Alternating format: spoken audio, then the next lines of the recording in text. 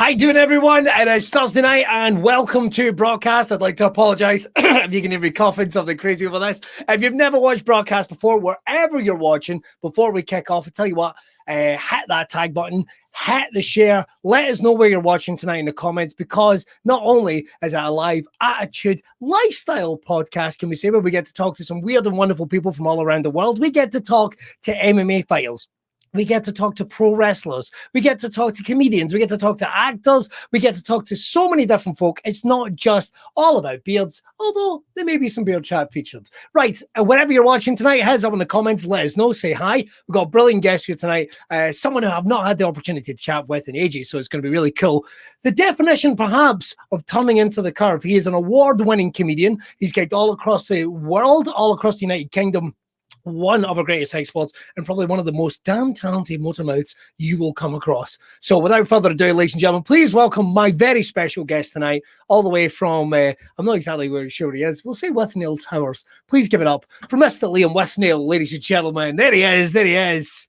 I can't hear you. You're muted and you're unmuted. There we go. Hello, Liam. Withnail Towers, man. It's a ground floor flat in Leith, but it's fucking Withnail Towers. I wasn't sure. Like, you suddenly, I'm coming to you live from, oh no, I'm not exactly sure what to say. The bottom of a well. How you doing, man? Good to see you. We're all down there at the bottom of the well. This morning I went to the graveyard to visit my career. It was a delightful time we had. No, hey, come on. Look at us. Look at us. This is that meme of Paul Rudd eating chicken wings. Who'd have thought, huh? Me and you right now. We're back. We're back, baby. We're back. Liam, it's so amazing to see you. First of all, okay, we've already asked the pre-show question. So in case anyone's ever wondering, in Braw Cast, I have a habit of not asking the how your lockdown's been question, because we tend to do that before the show. I'm not doing it because we both kind of know the answer. And anyone that I reckon that's turning around and saying they've had a great lockdown is probably a fucking suspect, to be honest. I think it's definitely something going on. We don't need to hear about those people. They can keep it to yourself. If it's been good, then fucking keep it to yourself. Yeah, good luck for you. And eventually when you go back to being a professional hermit again, all the very best, man. All the very best. Liam, you and I were gigging fairly regularly before all this, fairly regularly? Pretty regularly, let's say, before the world shut down, almost to the day, a year to the day. But we kind of heard it coming in. I want to ask you one aspect of your lockdown before we get into your career, and we like moving about to keep it interesting. During lockdown, we've all had to kind of change what we're doing, and that's been from people working at home to education at home, so many other things, people looking after kids and loads of different blah, blah, blah, blah, blah. But in terms of your career as a comedian, a professional comedian, and there is a big difference, what was your first thoughts when you saw all this closing down? What was your first thoughts? Because some people have done nothing during the last 12 months. What was your first thoughts, Liam, when you saw all this happening and closing down, being that you earn your bread and butter from going out there and making people laugh? What was the first thing you thought? Well, firstly, when the world started shutting down, I was in Australia. I was at the Adelaide Festival. Of course you were, yeah. So the first thought was like, what if we get stranded here, surrounded by Australians? Yeah, right. I was out of for 2 months for Perth Festival and then Adelaide Festival. So at the end of that, the plan was to my wife and I for a week's relaxation in Bali. But then everyone started shutting down. So we were like, so the first thought was like, I can't go to Bali. I want to be an influencer. I want to Instagram with my fingers trickling through streams. But now I have to come home. So that was my first thought. And then there was, the general panic of like, how long is this going to last? Our work is precarious. You know what I mean? Like, at best. And that's what people didn't get. It's like, there is no long-term plan. There is no HR department that you can phone. We're self-employed people. We're the same as a plumber. We're the same as a carpenter.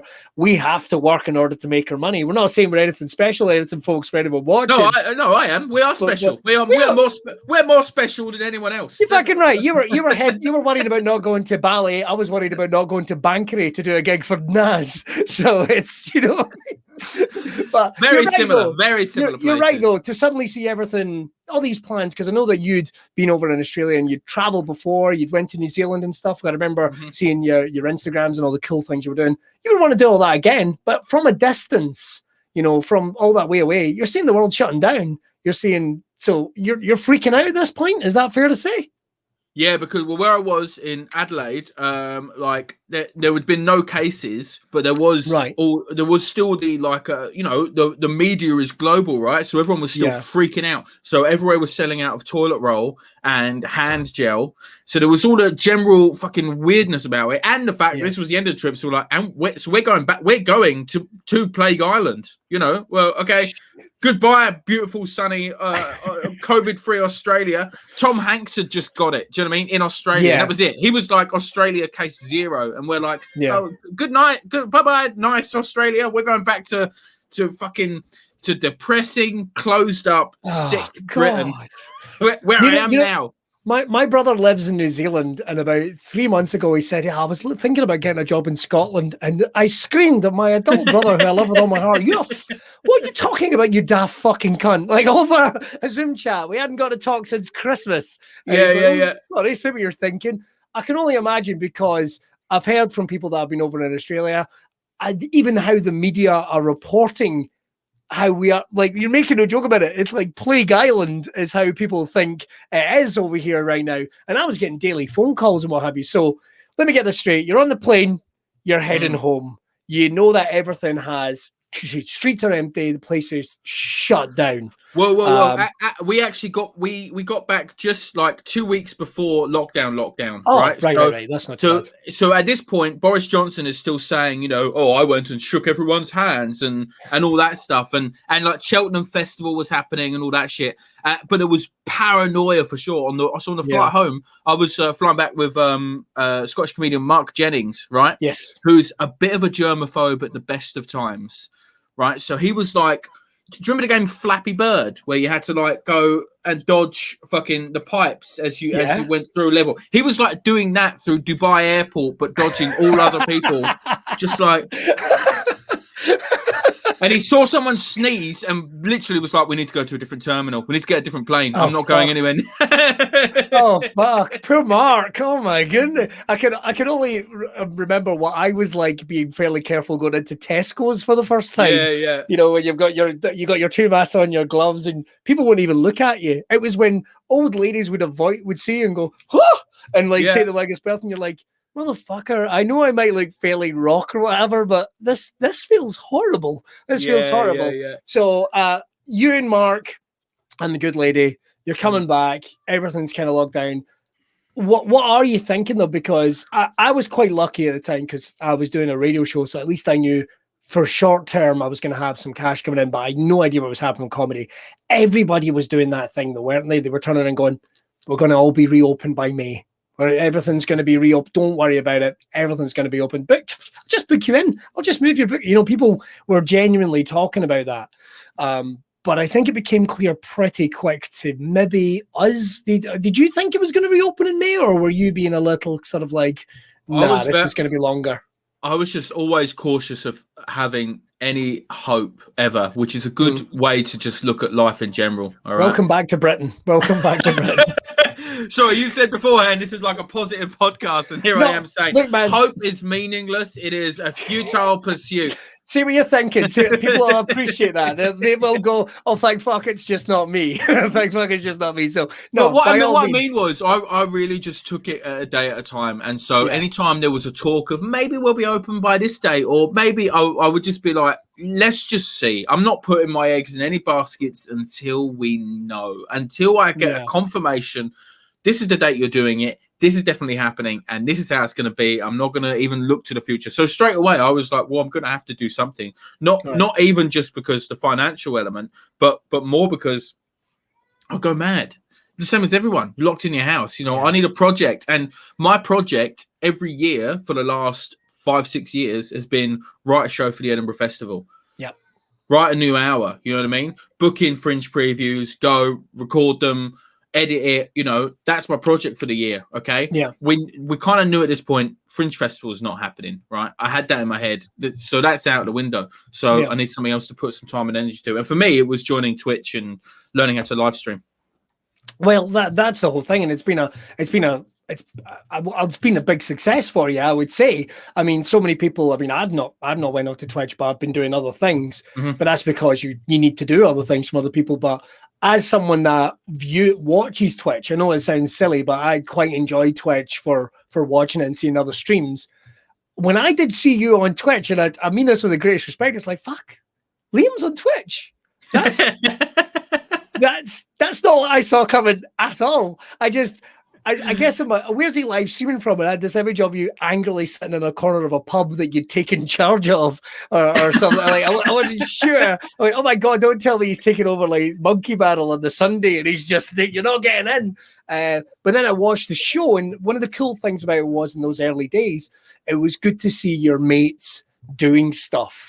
It was really reassuring to see the likes of yourself and Gareth Waugh and CMB and Roscoe, who's done amazing, and Mario Lane and these type of guys. And I think it became kind of apparent that this was going to be like a bigger deal when you saw the likes of Daniel Sloss doing stuff online, and then the bigger names started creeping on Good Morning TV, and you see them from their houses, and you start going, oh shit, this is going to be with us for a while.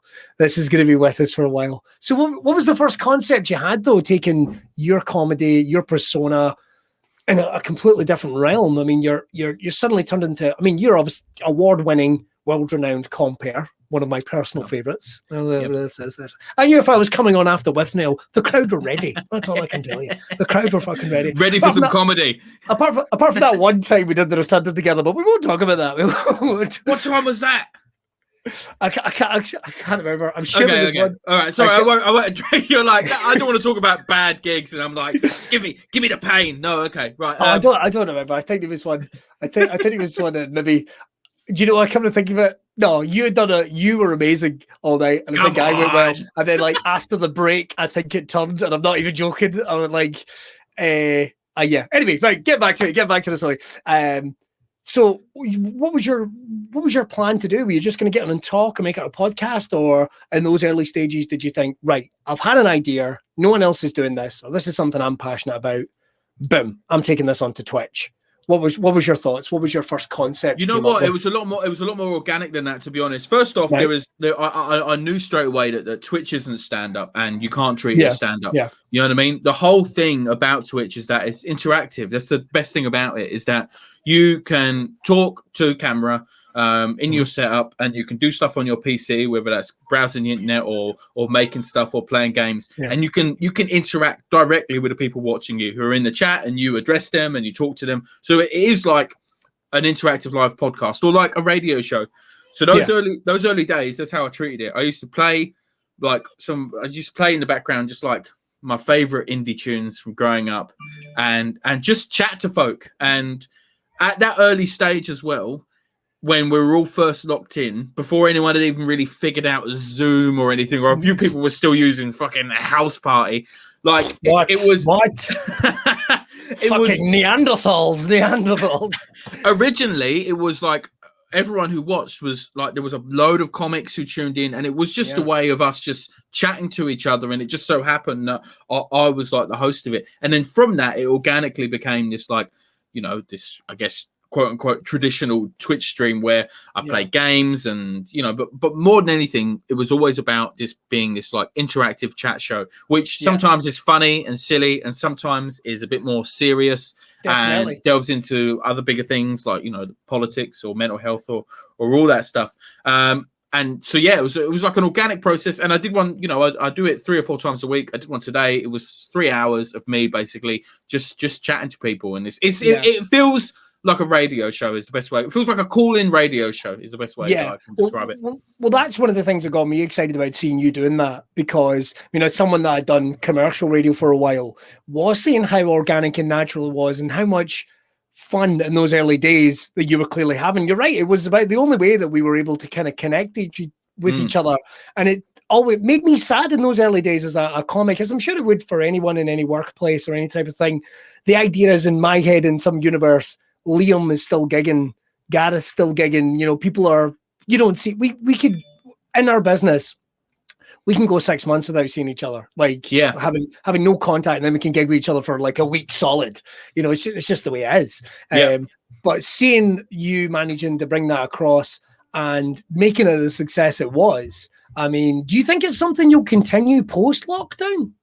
Definitely, yeah, because it's become like, you know, it's not a replacement for stand-up at all, and stand-up is my one true love. I love specifically club comedy. You know what I mean? Yes. I love going away for a weekend to Liverpool or Manchester and staying in a shitty hotel and spending the day meeting the other comics who live in the area and going for coffee, or just sitting in my hotel room playing Nintendo Switch, and then going to a gig and doing 20 minutes or hosting, getting a pizza on the way back to the hotel, and that's my weekend. I fucking love it. And the fact that I got to do that for so long as a job, I still can't believe it. And I'm grateful for all the years I had doing it, right? But when I get back to that, this new thing I have is separate from it. It's like, it's just a new hobby that I have, that I enjoy doing it. It's financially, it's like, it doesn't come close. Do you know what I mean? I get like pocket money for my Twitch streams, essentially. Yeah. But I can't, if I try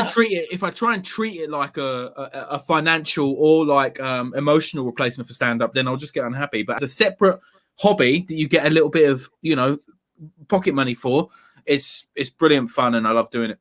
Oh, well, I think that's the best way of looking at it. Is it's what got us all into stand-up at the end of the day. No one got into stand-up thinking this is going to be my job. Well, some people do. Some people do. And you meet them and their second gig and they go, I'm going to be fucking top of this. And you're like... the personal favourite is, here's my card. It's like... Stand-ups with fucking cards that's an immediate red flag. Call the police. They've done something. They've done something. How many gigs have you done? And it's like, this is my second red draw. Get us the fuck away from me. I know for a fact there must be a sea of new acts that have differing first time I met Billy Kirkwood story. But I will say this: if it involves a business card, there will be a consistency. Right. Well, we can agree that we're gonna come back to that, because missing being on the road, getting out there, and still being very much in love with stand-up and live performing, certainly is something that we both very much have in common, as does anyone watching that isn't able to get back to their passion right now. But it will only be a matter of time. I want to talk about your career, Liam, because yours comes from everyone's got a unique journey into comedy, live performance. What was your journey into there? Now, I'm going to say we're not going to talk about the Chortle student video. We're going to move straight past that because I don't think it's important, and I don't know that guy. No, let's bring it up. Let's do it. You brought it up. We'll fucking talk about it.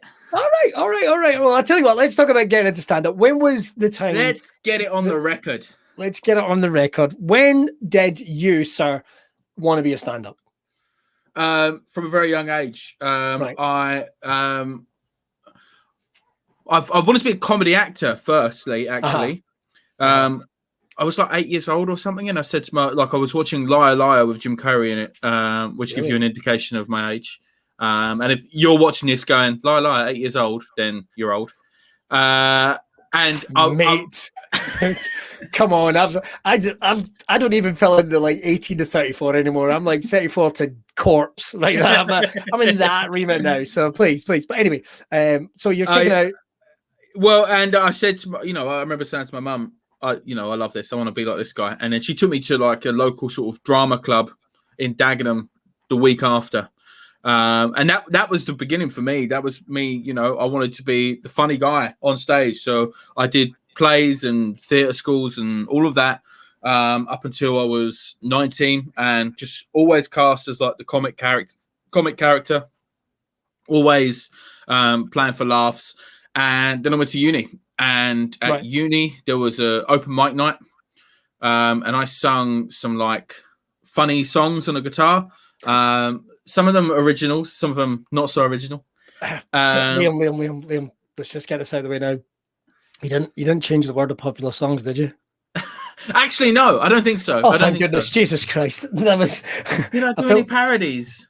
No. I wrote original songs. This guy. They were not good. I remember one. I'd had a dream that someone had stolen my teeth, so I wrote a song called "Teeth Thief." It was that kind of university whimsy, right? So look, so you know, I'm not proud of it, but I did do some whimsy in my time. It happened. Now, when I was first year of university, I had just left very brutal, hard, working class. Don't stray from the norm, Dagenham, all right? Where skinheads, you know what I mean? Like brutal, just anything, any slightly different, people go, what's that? You know? Right. And I went to university in Edinburgh, and you've got all these like drama kids from like, oh hello, my name's Jacinta, and I'm suing a free to bed flag, you know, and my eyes were opened, okay? And I fell in with a bad crowd, Billy, okay? Oh no. So I began to dress a little bit extravagantly. I dyed my hair bleach blonde, and I wore a bandana for a while, okay? I see you. I feel you, okay? I see you and I feel you. We're here for you, Liam. We're here for you, Liam. And then someone suggested entering the Chortle stand-up student competition. Okay, Here we go. So you go to this competition, right? And you sign a form there, right? That says if you look stupid in this video, or if you don't have a good gig, well, tough shit. We own the rights to this video forever, okay? And we will not take the video down no matter how much you beg or how reasonable you are, because we are twats, okay? Now, me, 19 years old, I had no idea, okay? I signed it. I went and I had a rough gig in my bandana, and now that video is on the internet forever. And I cannot get it taken down. Well, this is inappropriate. Let's take a look. No, it's do you know, I won't lie, I thought about it for like just a second. Just to pop up a clip. Well, but you know what? There was years when I was really insecure about it, right? Because every now and then stand-ups would bring it up and go, look at this. But then now I guess I'm at a point in the career where I can go, you know what? It's fine, you know, like I feel a bit more comfortable now. Like, yeah, we can laugh at it because I'm finally at a position where I'm like, okay, I feel like I'm actually all right, doing okay at this now. You know what I mean? With that, you don't judge. I mean, football. Some of the best footballers in the world have missed open goals. It doesn't make them crap football. Everyone has to start somewhere. I mean, I tried to do a live stream watching my first ever gig, and I couldn't do it. You couldn't even hear what I was saying. But it's brutal. But you almost get to a point and no one will maybe understand it. Maybe people that won't even just do, 1 hour show, just do 1 hour shows at the Fringe. They don't do clubs. They don't do, they don't do a Coatbridge bowling club or something like that. They don't do every gig coming.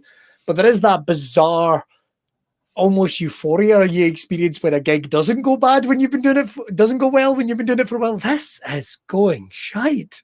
This is fantastic. Yeah. Oh, I remember this. I am human. Yeah. I think, I think post-lockdown, there's going to be a lot of comedians getting that feeling very fucking quickly. 12 months rusty, like, oh, I remember what it feels like to die on my ass. I don't miss this at all. Or when the references are just completely off. So last week I was out in Ibiza. No, you weren't. There's no travel corridor. What do you do for a living? I work for the NHS. Oh, okay. Well done. Yeah. So what do you do for I work for the NHS. Oh, Jesus Christ. Yeah. So nothing. Club My job. 7. They're a band. It's right. I nearly named the comedian that still does material about S Club 7. It drives me nuts. Drives me absolutely nuts. You know who you are if you're watching. But so listen, things get going. You get the bug for it because I think regardless on how those early days go, you've got the bug, you've got the desire to get better, to do more gigs, to get more stage time. Now, Liam, first time I saw you, I believe it was at the Stand, and I was like, this guy. And I'm not just saying that because you're a guest. I'm not saying that because you're a mate. I was like, I enjoy what this guy does. And that for me, more than anything, is like, I enjoy what this guy does. You seem to pick up pace and you were eager to learn. You could tell. Do you think that came from your acting background or that training you had that discipline to want to get better, to put the time in? I think it's a couple of things. First off, we didn't meet until I'd been doing it for a couple of years. So That's right. Yeah. So maybe if you'd seen me within the first few weeks, you wouldn't have seen that. You know what I mean? Sometimes when you see someone and they're good, because it's the first time you've seen them, you're like, holy shit, who's this guy? Right. Yeah. But I reckon if it had been the first year, you'd been like, holy shit, who's this guy? And you know, I think there's a couple things where maybe it's that drive element of like, right, I want to get better. I just want to do this. But I reckon as well, right, that I was starting young, starting 19 years old, right, when you have that sort of stupid cockiness, or at least I did, that like kind of like, you know, a lot of 18, 19-year-olds are like, oh, I'm a fucking grown up now. I can do what I want. I'm fucking king of the world. I think that did kind of propel me a bit through those first tough years of stand up, because I really did feel like, well, this is going to go well for me. You know what I mean? I might have died just there, but I'll be able to pick it up. If I'd started now I'm, 10 years down the line, I think I would have given up after a few gigs. I don't think I could have taken the original hurt of having your first on stage true death, right? And you know what I mean by a true death. There's, going on stage at Coatbridge Bowling Club to 4 old ladies and fucking,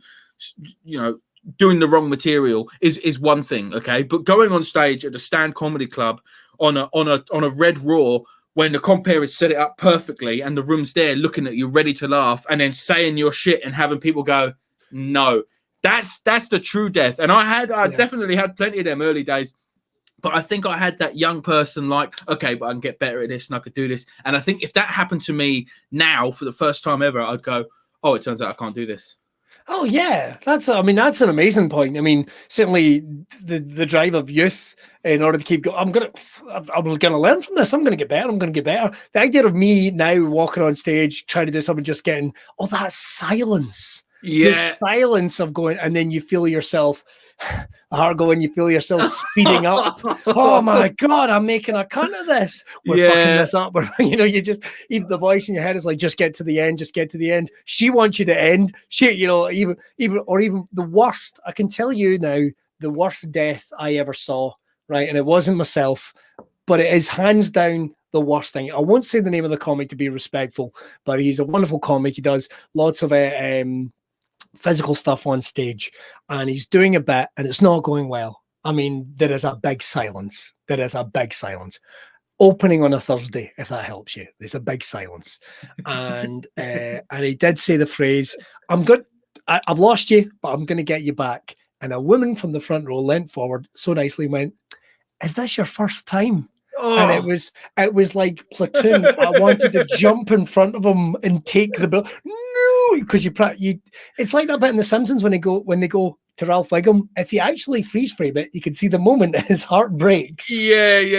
Is this your first time? God. And also, like, to even be opening on a Thursday at the stand means you have to have been doing it for a few years at the very least, Yeah, and I can't say within 24 hours he was smashing it. Like, within 24 hours he was smashing it. But it does happen. It does, and it does give you that fire. If when you've been doing it a while, if you do die on your arse, it's like, I'm fucking not dying on my arse tomorrow.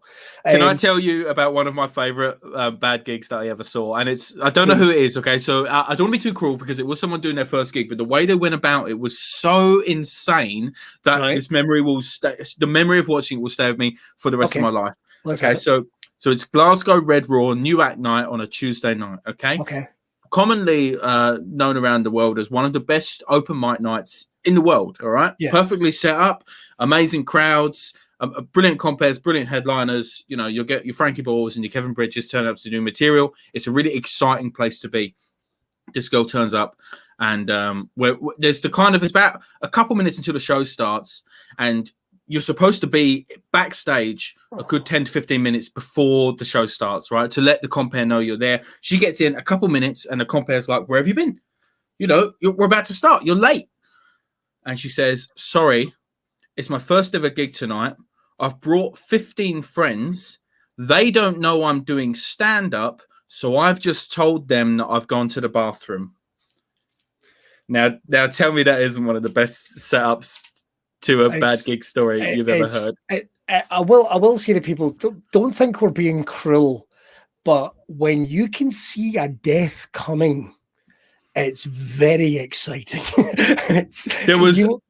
There was so much going on that immediately this atmosphere went over the whole room of like, oh no, let's see how this pans out, you know. So the compere, she wasn't supposed to go on first, right? And I don't think she did. I think she went on second, but I think the compere moved her up so that she could be on sooner, so that her friends, because her friends were texting her saying like, "Hey, where are you? Show's about to start," and she was like pretending she had the shits, basically. So compere introduced her on stage. The mouths of the 15 people she has brought drop to the floor as she walks on. Now, you would think that if you were to go to the lengths of lying to a group of 15 people, organizing 15 of your mates to go to an open mic comedy night, that you would have perhaps put some thought into what you were going to do on stage. Oh, shit. But she had this other thing going on where she must have genuinely believed that comics went on stage and just riffed, just spoke. So she had no material. Shit. She went on stage and just went, oh, wow, this is a bit weird, isn't it? For 5 minutes. The most uncomfortable, painful silence I've ever heard in my life, okay? It was honestly incredible. Apart from that one guy that's at the back going like, no, this is leading to something. This is this is meta. This is sign her up. Get Avalon on the phone. Sign her up right now. This is the future. She walked off stage and out of the building, like immediately, and then one of her friends came backstage to collect her handbag. Can I just say we've had a question in very quickly, Liam, and it is the only reason I'm bringing it up now. I was going to ask a couple of additional questions at the end. James Walker has actually just sent us a message going, Liam, tell Billy about the guy who didn't want to be introduced.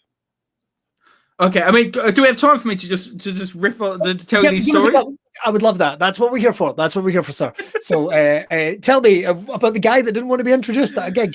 So thank you, James Walker, by the way. You must know James, do you? I'm pretty sure. Edinburgh podcast comedy fan, Twitcher. Yes, I do. Well, Edinburgh's nicest boy.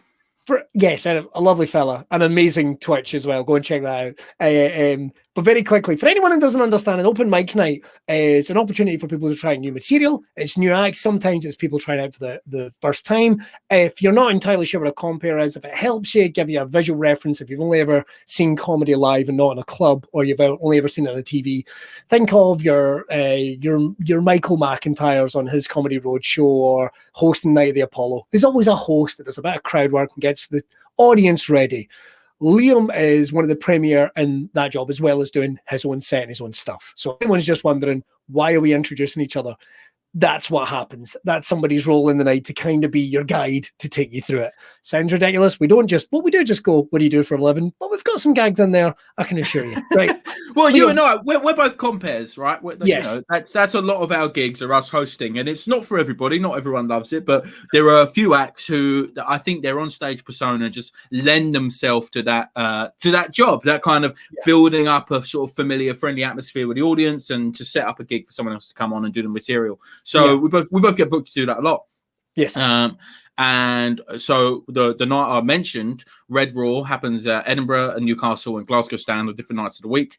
Okay. And I would say we're both regular hosts of that gig, right? Yes, and one of the best gigs, hands down, on the planet. I mean, it's not one of the best paid, but it's one of the best gigs. And people will do, like you said, you will get Frankie and Kevin, and you'll get people turning up from all around the world just to be on stage on that night. One of the best audiences you'll get.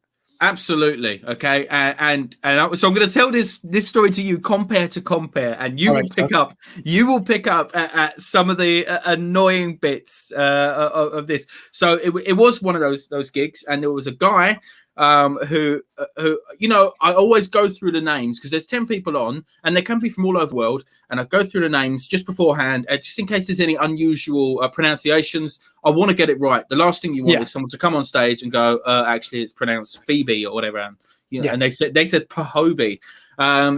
So I was going through the names, and I said to this guy, I won't say his name because I do think he still does some open mic sometimes. And I said, "Oh, is this how you pronounce your name?" And he said, "Why?" Immediately, you're like, "Well, because I'm introducing you." And he said, "I don't want to be introduced." Okay. Now I can see the compare cogs turning in your head. Go, how do you deal with this one? Okay. All right. I said, "Have you been here before?" He said, "It's my first time." I said, "Right, so it's a new act night. I introduce all the acts to the stage. Okay, that's how you get out there." And he said, "Yeah, I don't want that." I said, "Okay. What do you want?" He said, "I just kind of want to come out and like maybe interrupt you." And so I'm like, okay, benefit of the doubt. He's got some idea of how this must be a character thing, and I'm missing this. He's got something. Okay, right. So he's just not, you know, first gig, doesn't really understand how to say all this stuff. So I go, "Okay, you're going to interrupt me as your plan." He said, "Yeah." I said, "Okay, right. What I'm going to do is I'm going to go up. I'm going to say thank you to that person who's just come off. And then I'm going to do a 1-minute bit. And the bit ends like this, okay? So your job is to make sure you come out before I get to this line, okay? You've got a minute. Come interrupt me whenever you want. I'll make a thing of it. It'll be funny." Go off. He says, "Brilliant, thank you." So I go out. I say, "Give it up for Johnny Shoes," okay? Johnny Shoes goes off. He's had a great gig. Great act, Johnny Shoes. Great act, Johnny Shoes. Great act. Great act. I do the minute-long joke. I get to the end. Right. He's not appeared. So I'm looking around at the area where they come out, and there's no one there. And I'm like, okay, maybe Mr. Q. It's all right. I'll just do another bit. Eventually, he will come out as agreed. 9 minutes goes by. Jesus Christ. At a Red Raw, which you know is a tight ship as well. Okay, you only get like a minute between the acts for the compare. That's crazy. So the tech is flashing me like crazy, going, "What the fuck are you doing? Why are you doing a 10-minute bit in between acts in the second section? I want to go home." Okay. So in the end, I go. I'm going to have to tell the audience what's going on because the guy is not coming out and he doesn't want to be introduced. So I said, "Look, I'll be honest. I was going to we'd plan this thing for him to come out and interrupt me. It hasn't worked. So please welcome." And I say his name, and then he still doesn't come out. And then so I go and open the door, and finally he's there, and he's like, "Oh, is that me?" And I'm like, "Are you kidding me right now?" So he goes out on stage, and he sits backwards on the stage like this. Okay, there he is. And he pretends to be a taxi driver. And then he just repeats Peter Kay's taxi driver routine about the two things you always say when you get into a taxi. You know, what time? I know where they are. Yeah. Wally. Have you just started? Have you got long to go? Is it something like that? Yeah, exactly. And that's his bit. That's the bit. And it was all that for that. And everyone's like, "Well, you're late and you're rubbish." And he went off. Did he blame it on his introduction by any chance? Did he? I remember him giving me daggers after, but it was just an idea of like, it's like so many people I've met when they hear a comedian say, "Oh, I'd love to do that," and you say, "Oh yeah, what club's near you? Do you ever go to comedy?" And they say, "Oh no, I've never been." And there's so many acts who you meet at their first gig and who have never been to live comedy, who have no idea how it works. And if he'd gone the week before and watched the gig, then he'd have known how it was going to work. It's it brings us on nicely to the different for you developing your career, getting out there. I mean, one of the big things, we will talk about the Fringe very, very quickly, but you mentioned your love of club comedy. Now, for people that don't understand, one of the certainly I'd say one of the big appeals of it is you're doing a shorter set or you're doing it in front of an audience in different places. It is uniquely live in the respect of you have to be in the venue to see it. Even though some comedy and what have you's gone online, it's very much in the moment. It's a unique interaction.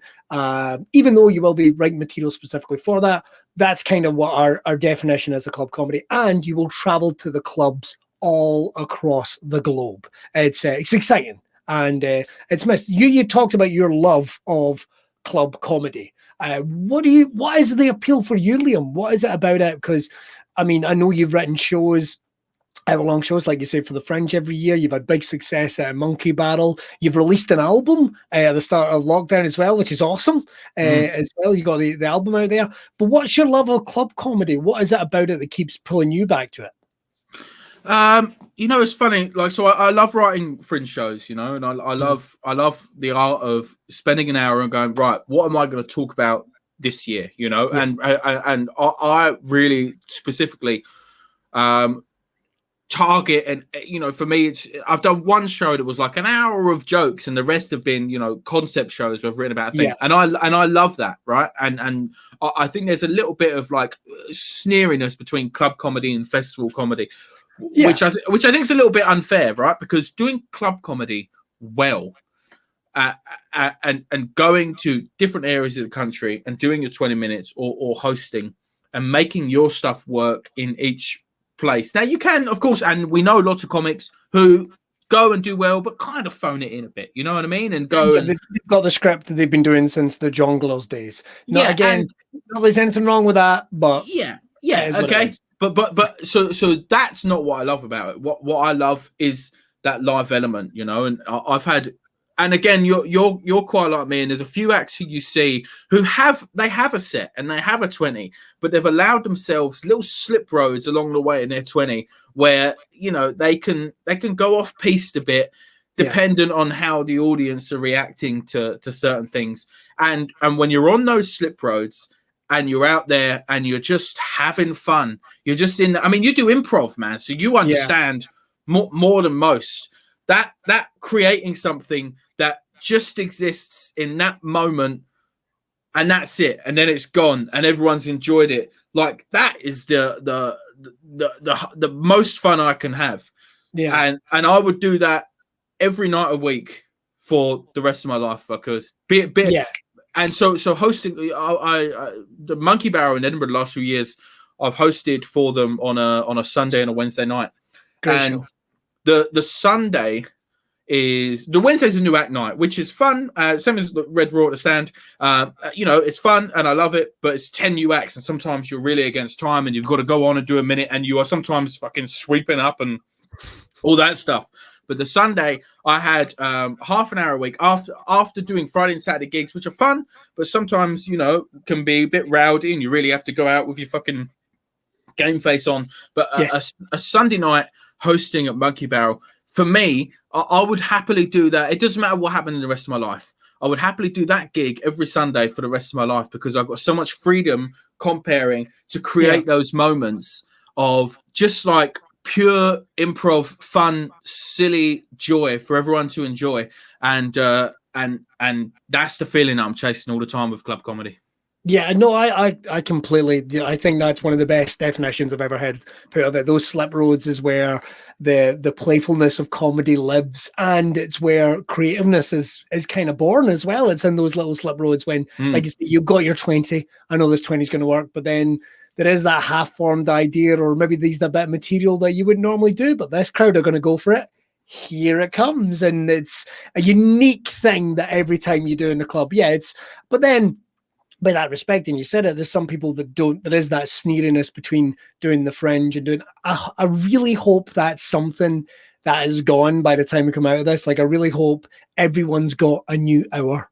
Everyone's got like that new show for the guys that are doing club. Everyone wants to take that step, and there's a bit more of a synergy. Well, I think it will probably always exist, because people are always just a bit insecure about what they're doing. You know what I mean? So if you're on one side, you're projecting your insecurities about that to the other side. You know what I mean? So I think it will probably always exist. It's just what I've learned after doing it for 12 years, and this is true of all life, is that if you worry too much about what other people think of what you're doing, then you're not going to create the best thing you can, and you're just going to make yourself unhappy.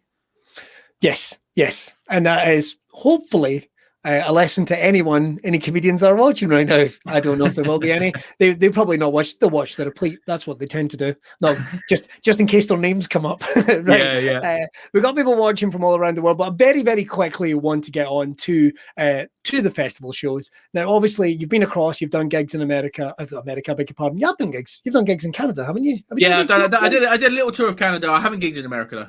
You haven't gigged in America. Canada's a wonderful place to gig. Absolutely sensational. I've done a couple of tours with Patrick Rowling. We'll come back to that another time. But you do hour-long shows. Now, you talked about the concept shows.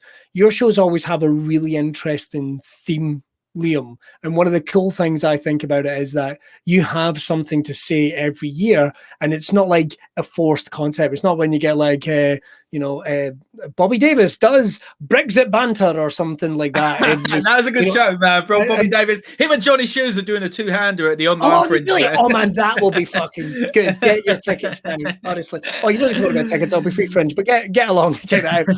But you always get shows that seem kind of forced, as if someone's went, I am selling a ticket on this. This will sell. But your shows always seem to come from a really genuine and truthful place. Is that important to you to do with those shows? Well, I kind of fell into it. So the first show I did came about the same time that I gave up drinking, right? So at that time, I mean, I was a drink every day, take drugs every other kind of day, addict for many years. So giving it up, that was the only thing I could think about for at least the first year of sobriety. So I had no choice but to write about it. I couldn't write about X Factor or Brexit or anything like that because it wasn't in my head. So the first show was about that. It was forced upon me by circumstances. And then having done that and having learned how to go, right, here's a show about a thing, and that's all I'm going to work on.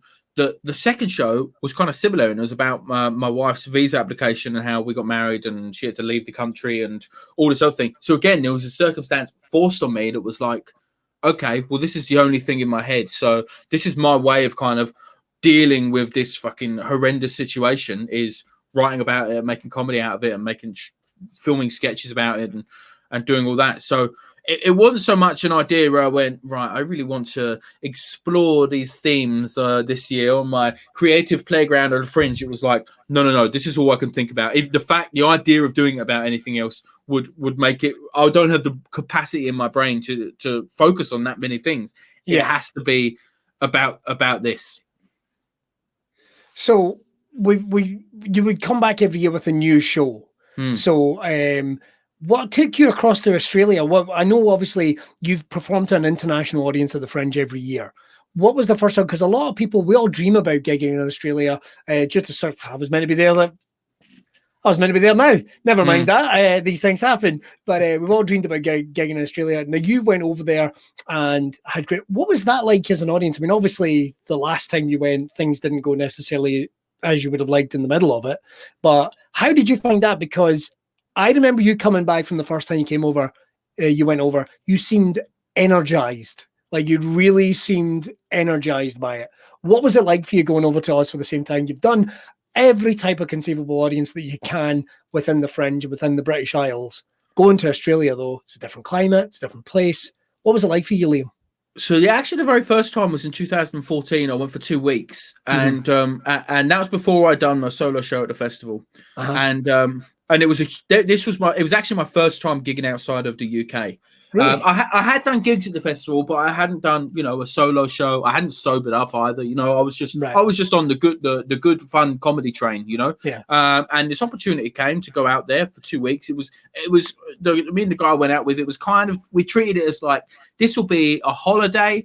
It'll be like a traveling experience, and we'll do some gigs. It wasn't paying for the trip or anything. We just went for a lark to Australia with we had done the Fringe together, and it was basically our Fringe money paid for the flights, and we went out there, right?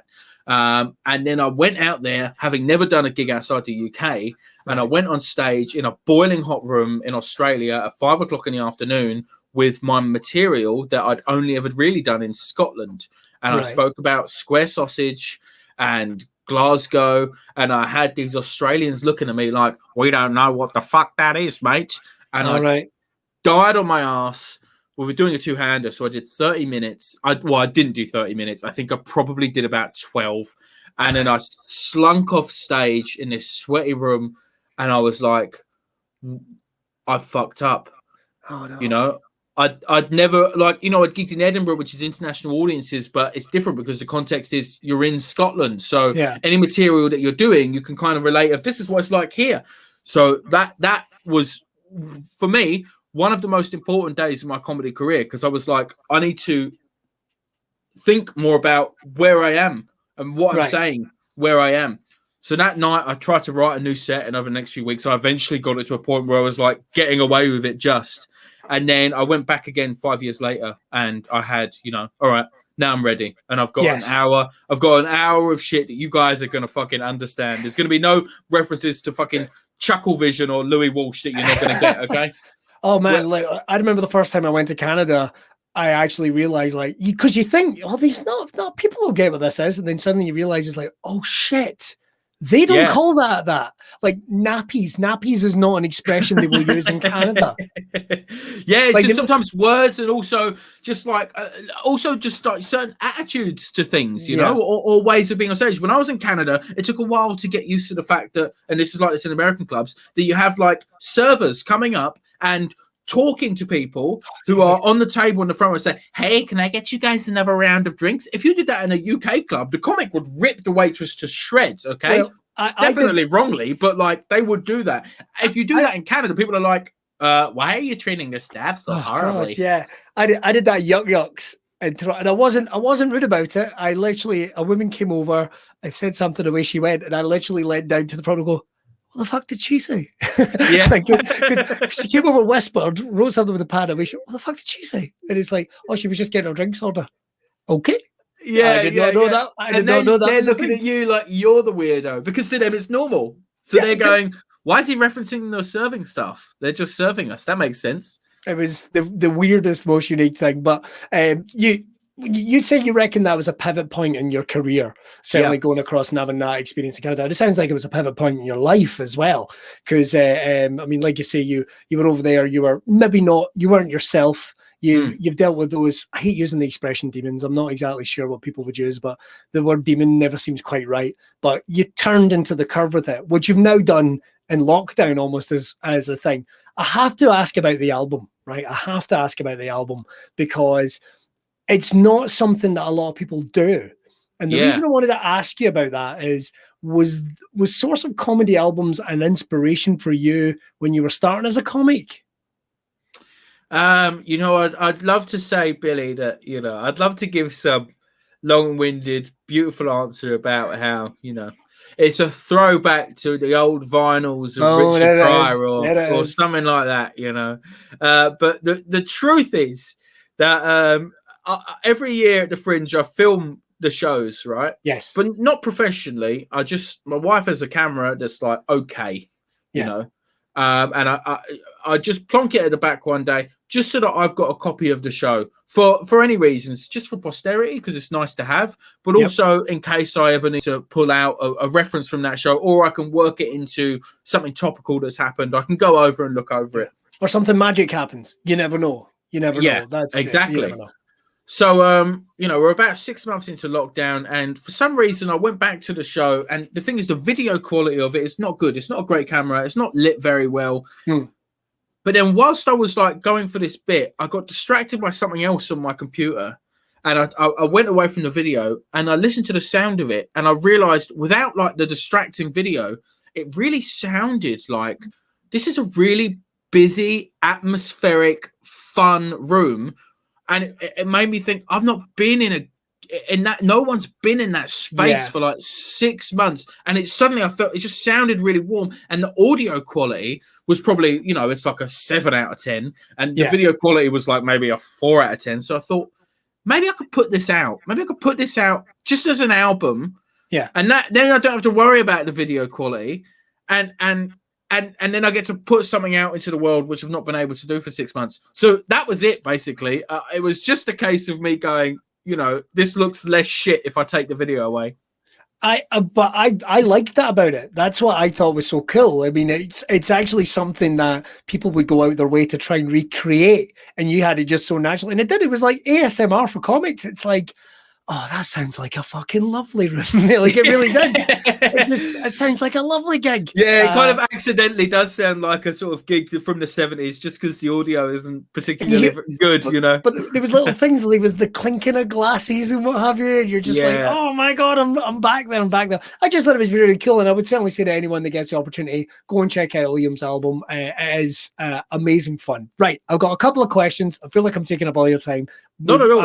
I think we'll have to do a part 2 to this at some point, because this is so much fun catching up as well. But I've got a couple of questions in. First of all, we've got one from Elliot Bibby. Elliot, you've said it's for the both of us, but Liam's my guest, so I'm going to let him answer it. What's the strangest thing that's happened on stage during one of those improv bits? What's the first thing that comes to your mind? Oh, okay. Well, there's a few that come to mind immediately. Okay. There's people always ask like what the weirdest heckles and stuff is, you know what I mean? And there's never any great, like, people's idea of what heckles is and what they actually are very, very different. Most people think comedy clubs are like the club in The Nutty Professor, you know what I mean?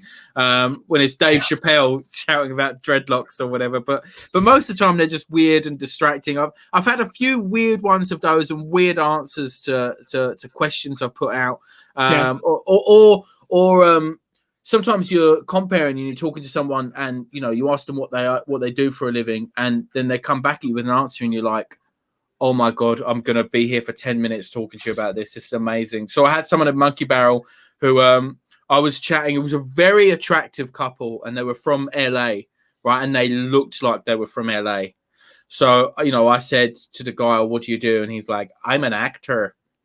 And I was like, oh, yeah. And, you know, you're a compare. So you're like, yeah, you've been in anything you might have seen? And he was like, no, sure not. Definitely not. And then his girlfriend went, oh, stop. He was in the Power Rangers.